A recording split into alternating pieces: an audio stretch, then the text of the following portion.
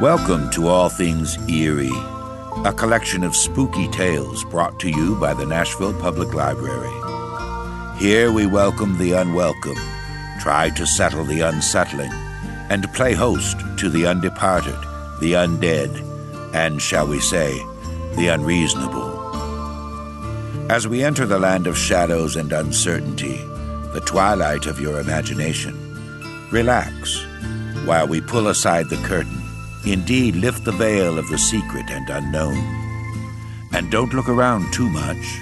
It's bad for the nerves. Pull your blanket tight around you and make way for this evening's selection. Tonight's author, Ambrose Bierce, has a personal history almost as strange as any of his tales. In 1913, Bierce told reporters that he was traveling to Mexico to gain first-hand experience of the Mexican Revolution. He disappeared and was never seen or heard from again. A prolific and versatile writer, Bierce was regarded as one of the most influential journalists in the United States and as a pioneering writer of realist fiction. For his horror writing, Pulitzer Prize-winning critic Michael Dirda ranked him alongside Edgar Allan Poe and H.P. Lovecraft. S.T. Joshi, a critic whose work largely focuses on weird and fantastic fiction, speculates that he may well be the greatest satirist America has ever produced, and in this regard can take his place with such figures as Juvenal, Swift, and Voltaire. Bierce's book, The Devil's Dictionary, is a satirical classic in American literature, well known for its often biting, tongue-in-cheek definitions. And now a tale of murder and haunting for you, from one of America's great literary voices. Turn down the lights and join us for The Moonlit Road by Ambrose Bierce. Part 1. Statement of Joel Hetman, Jr. I am the most unfortunate of men. Rich, respected, fairly well educated, and of sound health, with many other advantages usually valued by those having them and coveted by those who have them not. I sometimes think that I should be less unhappy if they had been denied me, for then the contrast between my outer and my inner life would not be continually demanding a painful attention. In the stress of privation and the need of effort, I might sometimes forget the somber secret ever baffling the conjecture that it compels. I am the only child of Joel and Julia Hetman. The one was a well-to-do country gentleman, the other a beautiful and accomplished woman to whom he was passionately attached with what I now know to have been a jealous and exacting devotion. The family home was a few miles from Nashville, Tennessee, a large, irregularly built dwelling of no particular order of architecture, a little way off the road, in a park of trees and shrubbery. At the time of which I write, I was 19 years old, a student at Yale. One day I received a telegram from my father of such urgency that in compliance with its unexplained demand I left at once for home. At the railway station in Nashville, a distant relative awaited me to apprise me of the reason for my recall. My mother had been barbarously murdered. Why and by whom none could conjecture, but the circumstances were these. My father had gone to Nashville, intending to return the next afternoon. Something prevented his accomplishing the business in hand, so he returned on the same night, arriving just before the dawn. In his testimony before the coroner, he explained that having no latchkey and not caring to disturb the sleeping servants, he had, with no clearly defined intention, gone round to the rear of the house. As he turned an angle of the building, he heard a sound as of a door gently closed, and saw in the darkness, indistinctly, the figure of a man, which instantly disappeared among the trees of the lawn. A hasty pursuit and brief search of the grounds in the belief that the trespasser was someone secretly visiting a servant, proving fruitless, He entered at the unlocked door and mounted the stairs to my mother's chamber. Its door was open, and stepping into black darkness, he fell headlong over some heavy object on the floor. I may spare myself the details. It was my poor mother, dead of strangulation by human hands. Nothing had been taken from the house. The servants had heard no sound, and excepting those terrible finger marks upon the dead woman's throat, dear God, that I might forget them, no traces of the assassin was ever found. I gave up my studies and remained with my father, who, naturally, was greatly changed. Always of a sedate, taciturn disposition, he now fell into so deep a dejection that nothing could hold his attention, yet anything, a footfall, the sudden closing of a door, aroused in him a fitful interest. One might have called it an apprehension.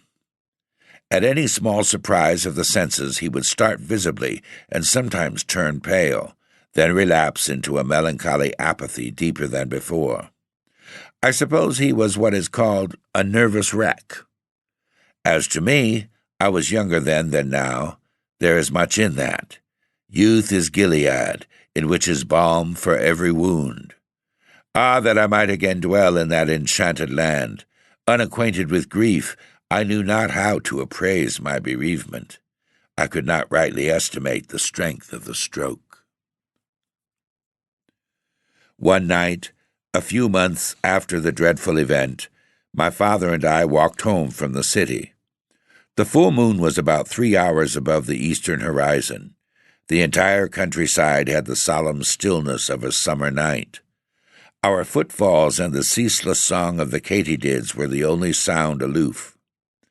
Black shadows of bordering trees lay athwart the road, which, in the short reaches between, gleamed a ghostly white. As we approached the gate to our dwelling, whose front was in shadow and in which no light shone, my father suddenly stopped and clutched my arm, saying, hardly above his breath, "God, God, what is that?" "I hear nothing," I replied. "But see, see," he said, pointing along the road directly ahead. I said, "Nothing is there. Come, father, let us go in. You are ill." He had released my arm and was standing rigid and motionless in the center of the illuminated roadway, staring like one bereft of sense. His face in the moonlight showed a pallor and fixity inexpressibly distressing. I pulled gently at his sleeve, but he had forgotten my existence. Presently he began to retire backward, step by step, never for an instant removing his eyes from what he saw or thought he saw. I turned half round to follow, but stood irresolute. I do not recall any feeling of fear, unless a sudden chill was its physical manifestation. It seemed as if an icy wind had touched my face and enfolded my body from head to foot. I could feel the stir of it in my hair. At that moment my attention was drawn to a light that suddenly streamed from an upper window of the house. One of the servants, awakened by what mysterious premonition of evil who can say, and in obedience to an impulse that she was never able to name, had lit a lamp. When I turned to look for my father, he was gone. And in all the years that have passed, no whisper of his fate has come across the borderland of conjecture from the realm of the unknown.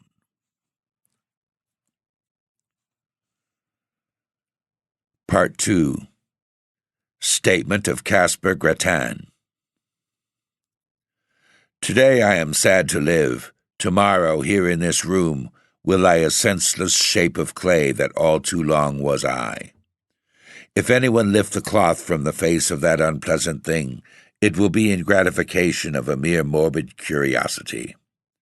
Some, doubtless, will go further and inquire, who was he? In this writing I supply the only answer that I am able to make. Caspar Grattan. Surely that should be enough. The name has served my small need for more than 20 years of a life of unknown length. True, I gave it to myself, but lacking another, I had the right. In this world, one must have a name. It prevents confusion, even when it does not establish identity. Some, though, are known by numbers, which also seem inadequate distinctions. One day, for illustration, I was passing along a street of a city far from here when I met two men in uniform, one of whom, half pausing and looking curiously into my face, said to his companion, "That man looks like 767. Something in the number seemed familiar and horrible. Moved by an uncontrollable impulse, I sprang into a side street and ran until I fell exhausted in a country lane. I have never forgotten that number, and always it comes to memory attended by gibbering obscenity, peals of joyless laughter, and the clang of iron doors. So I say a name, even if self-bestowed, is better than a number. In the register of the potter's field, I shall soon have both. What wealth! Of him who shall find this paper, I must beg a little consideration. It is not the history of my life. The knowledge to write that is denied me. This is only a record of broken and apparently unrelated memories, some of them as distinct and sequent as brilliant beads upon a thread, others remote and strange, having the character of crimson dreams, with interspaces blank and black, witch fires glowing still and red in a great desolation. Standing upon the shore of eternity, I turned for a last look landward over the course by which I came. There are 20 years of footprints, fairly distinct, the impressions of bleeding feet. They lead through poverty and pain, devious and unsure, as of one staggering beneath a burden. Remote, unfriended, melancholy, slow. Ah, the poet's prophecy of me! How admirable, how dreadfully admirable! Backward beyond the beginning of this Via Dolorosa, this epic of suffering with episodes of sin, I see nothing clearly. It comes out of a cloud. I know that it spans only 20 years, yet I am an old man. One does not remember one's birth. One has to be told. But with me it was different. Life came to me full-handed and dowered me with all my faculties and powers. Of a previous existence I know no more than others, for all have stammering intimations that may be memories and may be dreams. I know only that my first consciousness was of maturity in body and mind, a consciousness accepted without surprise or conjecture. I merely found myself walking in a forest, half-clad, footsore, unutterably weary and hungry. Seeing a farmhouse, I approached and asked for food, which was given me by one who inquired my name. I did not know, yet knew that all had names. Greatly embarrassed, I retreated, and night coming on, lay down in the forest and slept. The next day I encountered a large town which I shall not name. Nor shall I recount further incidents of the life that is now to end, a life of wandering, always and everywhere haunted by an overmastering sense of crime in punishment of wrong and of terror in punishment of crime. Let me see if I can reduce it to narrative. I seem once to have lived near a great city, a prosperous planter, married to a woman whom I loved and distrusted. We had, it sometimes seems, one child, a youth of brilliant parts and promise. He is at all times a vague figure, never clearly drawn, frequently altogether out of the picture.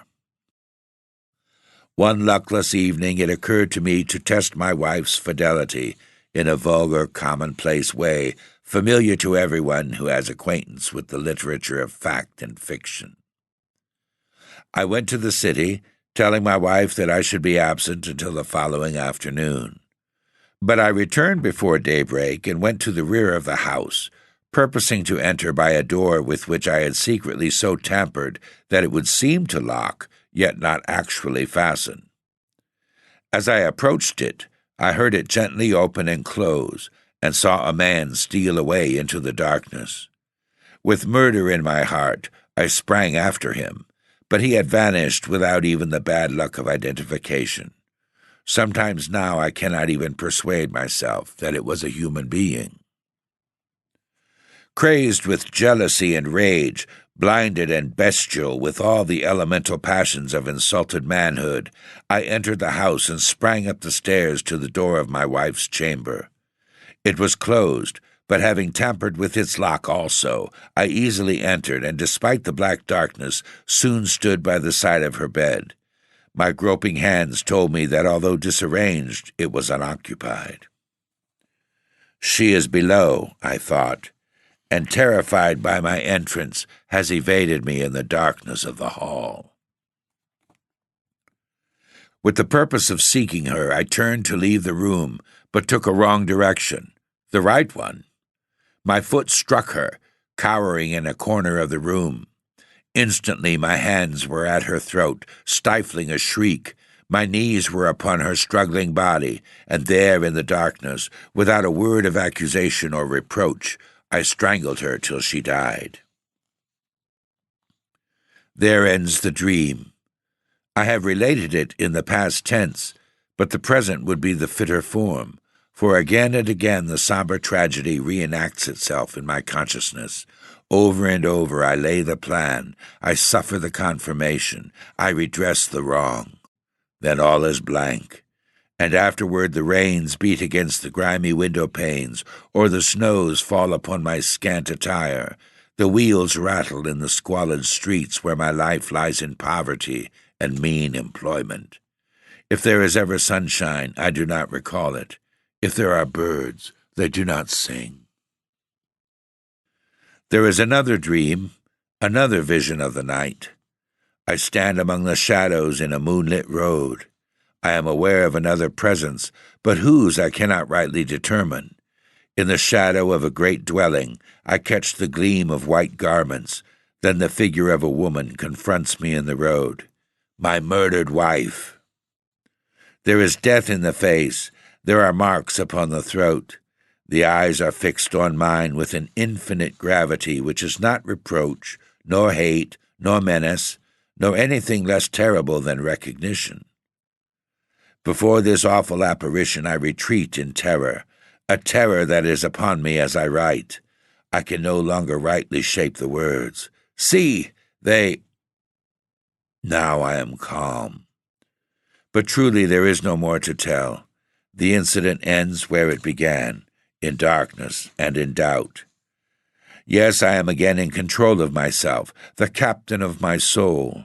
But that is not respite. It is another stage and phase of expiation. My penance, constant in degree, is mutable in kind. One of its variants is tranquility. After all, it is only a life sentence. To hell for life. That is a foolish penalty. The culprit chooses the duration of his punishment. Today my term expires. To each and all, the peace that was not mine. Part 3. Statement of the late Julia Hetman, through the medium Bayrolus. I had retired early and fallen almost immediately into a peaceful sleep, from which I awoke with that indefinable sense of peril which is, I think, a common experience in that other, earlier life. Of its unmeaning character, too, I was entirely persuaded, yet that did not banish it. My husband, Joel Hetman, was away from home. The servants slept in another part of the house. But these were familiar conditions. They had never before distressed me. Nevertheless, the strange terror grew so insupportable that, conquering my reluctance to move, I sat up and lit the lamp at my bedside. Contrary to my expectation, this gave me no relief. The light seemed rather an added danger, for I reflected that it would shine out under the door, disclosing my presence to whatever evil thing might lurk outside. You that are still in the flesh, subject to horrors of the imagination, Think what a monstrous fear that must be which seeks in darkness security from malevolent existences of the night. That is to spring to close quarters with an unseen enemy, the strategy of despair. Extinguishing the lamp, I pulled the bedclothing about my head and lay trembling and silent, unable to shriek, forgetful to pray. In this pitiable state I must have lain for what you call hours. With us there are no hours. There is no time. At last it came, a soft, irregular sound of footfalls on the stairs. They were slow, hesitant, uncertain, as of something that did not see its way. To my disordered reason, all the more terrifying for that, as the approach of some blind and mindless malevolence to which is no appeal. I even thought that I must have left the hall lamp burning, and the groping of this creature proved it a monster of the night. This was foolish and inconsistent with my previous dread of the light. But what would you have? Fear has no brains. It is an idiot. The dismal witness that it bears and the cowardly counsel that it whispers are unrelated. We know this well, we who have passed into the realm of terror, who skulk in eternal dusk among the scenes of our former lives, invisible even to ourselves and one another, yet hiding forlorn in lonely places, yearning for speech with our loved ones, yet dumb, and as fearful of them as they of us. Sometimes the disability is removed, the law suspended. By the deathless power of love or hate we break the spell. We are seen by those whom we would warn, console, or punish. What form we seem to them to bear we know not. We know only that we terrify even those whom we most wish to comfort, and from whom we most crave tenderness and sympathy. Forgive, I pray you, this inconsequent digression by what was once a woman. You who consult us in this imperfect way, you do not understand. You ask foolish questions about things unknown and things forbidden. Much that we know and could impart in our speech is meaningless in yours. We must communicate with you through a stammering intelligence in that small fraction of our language that you yourselves can speak. You think that we are of another world. No. We have knowledge of no world but yours, though for us it holds no sunlight, no warmth, no music, no laughter, no song of birds, nor any companionship. Oh God, what a thing it is to be a ghost, cowering and shivering in an altered world, a prey to apprehension and despair. No, I did not die of fright. The thing turned and went away. I heard it go down the stairs, hurriedly, I thought, as if itself in sudden fear. Then I rose to call for help. Hardly had my shaking hand found the doorknob when, merciful heaven, I heard it returning. Its footfalls as it remounted the stairs were rapid, heavy, and loud. They shook the house. I fled to an angle of the wall and crouched upon the floor. I tried to pray. I tried to call the name of my dear husband. Then I heard the door thrown open. There was an interval of unconsciousness, and when I revived I felt a strangling clutch upon my throat, felt my arms feebly beating against something that bore me backward, felt my tongue thrusting itself from between my teeth, and then I passed into this life. No, I have no knowledge of what it was. The sum of what we knew at death is the measure of what we know afterwards of all that went before. Of this existence we know many things, but no new light falls upon any page of that. In memory is written all of it that we can read. Here are no heights of truth overlooking the confused landscape of that dubitable domain. We still dwell in the valley of the shadow, lurk in its desolate places, peering from brambles and thickets at its mad, malign inhabitants. How should we have new knowledge of that fading past? What I am about to relate happened on a night. We know when it is night, for then you retire to your houses and we can venture from our places of concealment to move unafraid about our old homes, to look in at the windows, even to enter and gaze upon your faces as you sleep. I had lingered long near the dwelling where I had been so cruelly changed to what I am, as we do while any that we love or hate remain.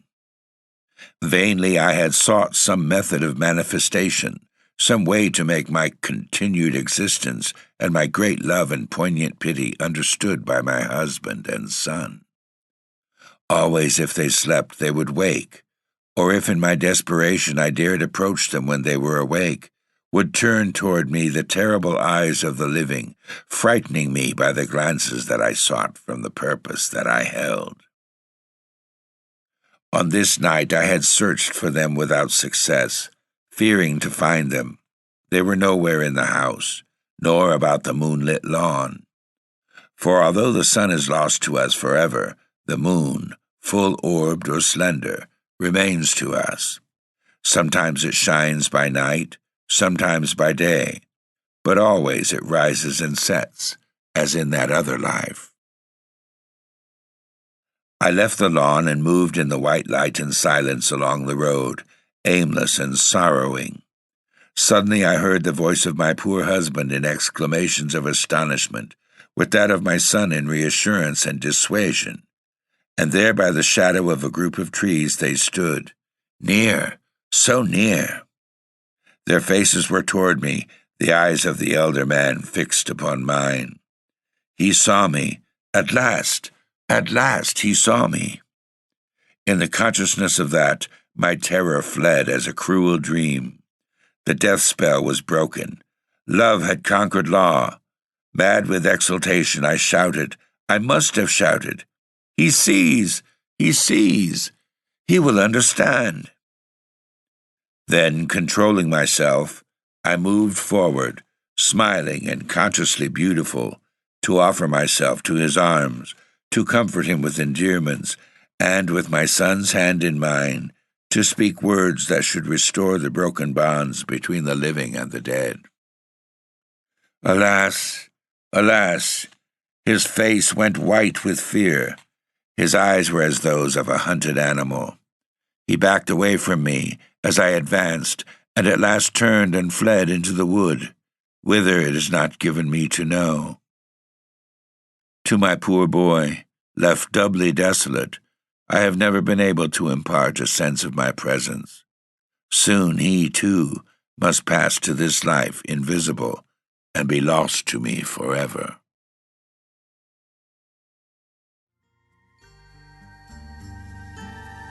Thanks for being with us and for listening to All Things Eerie. For more shivers, stories, and episodes, visit the Nashville Public Library website at library.nashville.org. Feel free to leave requests or suggestions.